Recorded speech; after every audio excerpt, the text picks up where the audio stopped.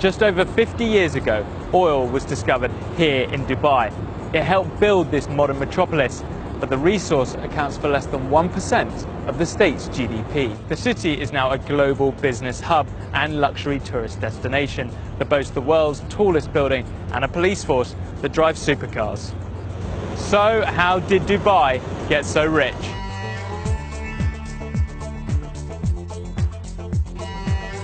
One of the main sources of Dubai's wealth is from its prosperous maritime activities. It was once a modest fishing town, which by the early 20th century had become an important trading port. Its location, close to both Iran and the entrance to the Persian Gulf, attracted merchants from all over the region. Today, Dubai's main cargo port, Jebel Ali, is the busiest port in the Middle East, and arguably the United Arab Emirates' most valuable commercial asset. A big reason for the shipping terminal's success is that it's located inside the Jebel Ali Free Zone, also known as JAFZA. Spread over 57 square kilometers, JAFZA is the world's largest economic free zone. It's one of more than 20 other industry-specific free zones dotted around Dubai, all set up by the government. These zones attract businesses with tax breaks, custom duty benefits and no foreign ownership restrictions, all within a developed infrastructure that is run by an independent authority, helping streamline bureaucracy. Within JAFZA are now several thousand companies, accounting for more than 20% of total foreign investment in the UAE. The zone employs close to 150,000 people, helping generate more than $80 billion worth of trade, which accounts for 21% of Dubai's GDP. Extensive development in the city has come at a cost, however. The UAE has the world's 6th largest migrant population, with foreigners making up more than 80% of the people living in the country. The majority of that workforce is made up of South Asians working on construction sites for low wages and long hours in poor conditions, often unable to return home because their passports are withheld. But in 2017, following global criticism, the UAE's Federal National Council passed a new bill that gives workers 30 days paid vacation every year, 1 day off a week, medical insurance and a contract before starting work. But for Dubai's rulers and investors, this cheap workforce helped it become one of the world's fastest growing metropolitan areas. It's important to note that while Dubai is the largest and most populous state in the UAE, the richest state is Abu Dhabi, the country's capital city.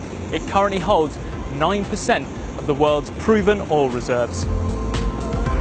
Back in the 1930s, Abu Dhabi began to discover its rich oil reserves, while its neighbour Dubai had failed to find any. This occurred around the same time as the decline of the pearl industry, the Gulf's main source of income, creating friction between the two emirates. Tensions escalated into an armed conflict following a border dispute in 1947. British intervention did lessen hostilities, but it didn't stop Dubai falling into a deep depression, leaving many residents starving and having to flee to other parts of the Gulf. It was clear that something had to change. Enter Sheikh Rashid bin Zayed Al Maktoum. Soon after becoming the ruler of Dubai in 1958, he decided to go on a bit of an infrastructure spending spree. To do this, the Sheikh took out big loans, in addition to the money still coming in from the state's maritime trading activities. He spent the money establishing private companies, which then built electricity lines, telephone services, more ports, and Dubai's first airport. Much of the development in Dubai and across the Emirates has been facilitated by the British government. The two countries' relationship began back in the late 19th century when the UK agreed with the Sheikhs to establish the region as a British protectorate in return for diplomatic concessions. It's clear to see that the UK still maintains a strong business relationship with the Emirates, particularly Dubai. That is the London Gateway Port, a new deep-sea container terminal 25 miles east of the city. It's one of the UK's main links between London and 90 other cities around the world, and yet it's owned and operated by DP World, a company based in Dubai. It was 1966 when the UK and Dubai relationship became increasingly lucrative, following the Gulf state's discovery of its first oil field. When announcing the news, however, Sheikh Rashid said, "I have good news and bad news. We found oil, but not much." The city, though, wasn't dependent on selling oil in order to thrive.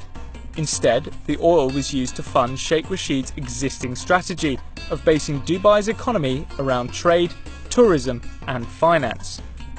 That decision now looks like a good one as the world increases its use of renewable energy and moves away from a reliance on oil. Dubai now has the world's busiest airport for international passenger traffic, confirming its position as a gateway to the East.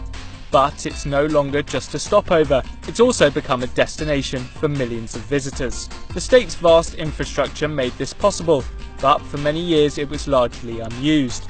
Now, with an ever more globalised planet, Sheikh Rashid's gamble of borrowing tens of billions of dollars looks to have paid off, having turned this once quiet backwater into one of the world's most powerful cities.